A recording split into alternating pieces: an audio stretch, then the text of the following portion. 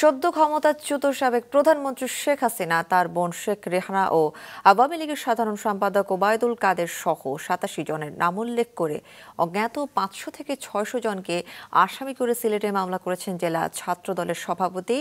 জুবের আহমেদ। যা বলছিলাম, সহ সভাপতি জুবের আহমেদ দুপুরে সিলেট মেট্রোপলিটন ম্যাজিস্ট্রেট প্রথম ও দ্রুত বিচারিক আদালতে মামলাটি করা হয়েছে। এতে অভিযোগ করা হয়, গত ৪ আগস্ট সিলেট মহানগরের বন্দরবাজার এলাকায় ছাত্র জনতার আন্দোলনের সময় পুলিশ এবং আওয়ামী লীগ ও এর অঙ্গ সহযোগী সংগঠনের নেতাকর্মীদের গুলি ও হামলা চালায়। মামলায় অন্যদের মধ্যে সাবেক স্বরাষ্ট্রমন্ত্রী আসাদুজ্জামান কামাল, পররাষ্ট্রমন্ত্রী হাসান মাহমুদ, সাবেক আইনমন্ত্রী আনিসুল হক, সাবেক